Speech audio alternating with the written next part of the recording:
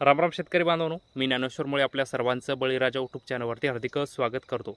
तर शेतकरी बांधवांनो, आपण मागच्या 4 ते 5 दिवसाखाली एक हळदीच्या बाजारभावाच्या संदर्भात एक अपडेट दिलं होतं की हळदीचे सुप्रसिद्ध सांगलीचे व्यापारी मनोहर साडा यांच्या माध्यमातून मराठवाड्यातली हळद फक्त आणि फक्त 5% घट दाखवली अशी त्यांच्या माध्यमातून सांगण्यात आलं होतं. त्याविषयी आपण सविस्तर असा व्हिडिओ आपल्या चॅनलवर टाकलेला होता.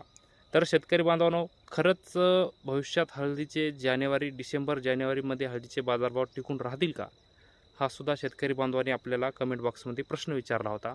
हळद विक्री करावी का न करावी, का थांबावं?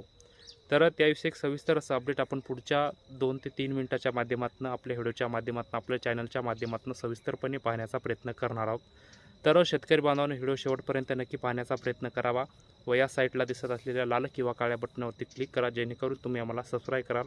आणि सबस्क्राईब केल्यानंतर शेती माती संस्कृती कटिबद्ध असलेले व्हिडिओ आपल्या चॅनलवर तुम्हाला नक्की पाहायला मिळतील. त्यामुळं चॅनलला नक्की सबस्क्राईब करा.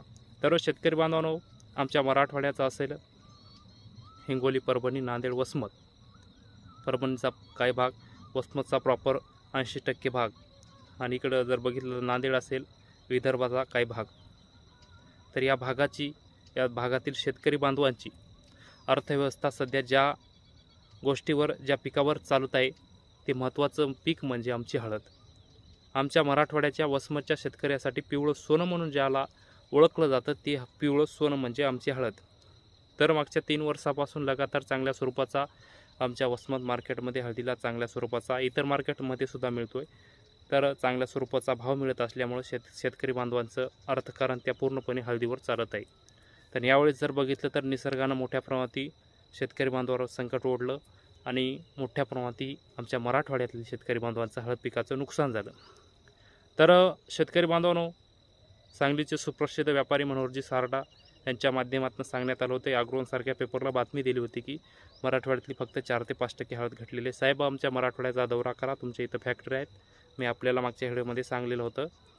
मोठ्या प्रमाणात आपल्या इकडं 50%च्या वर घट आहे, अशा शेतकरी बांधवांनी आम्हाला कमेंटसुद्धा केलेले आहेत. तर शेतकरी बांधवांनो, आता जर बघितलं तर डिसेंबर महिना सुरू आहे.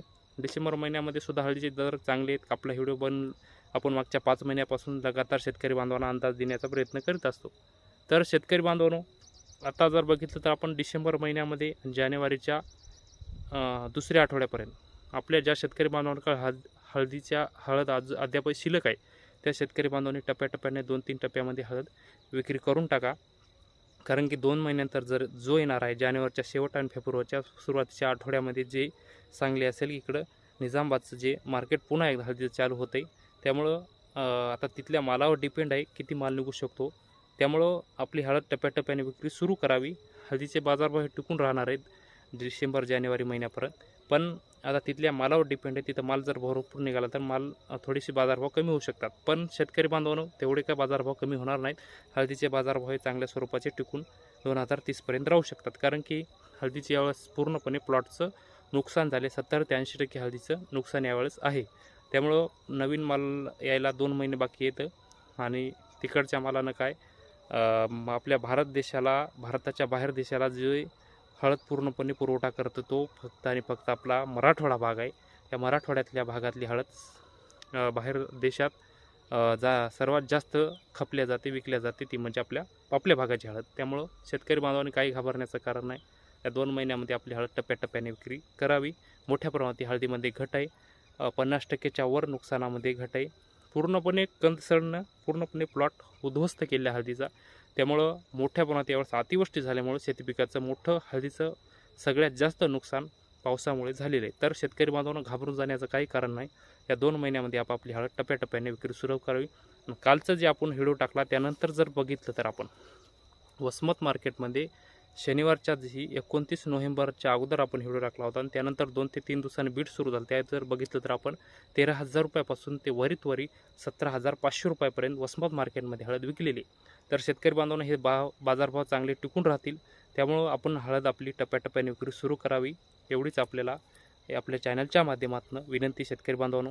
तर शेतकरी बांधवांनो, हे अपडेट आपल्याला हळदीच्या बाजारभावाचं कसं वाटलं ते आपण कमेंट बॉक्समध्ये नक्की कळवावं. व शेती माती संस्कृतीसाठी अशाच नवनवीन व्हिडिओसाठी आमच्या चॅनलला नक्की सबस्क्राईब करा. चला तर शेतकरी बांधवांनो तुर्तास इथं थांबतो, तुमची रजा घेतो. तोपर्यंत धन्यवाद.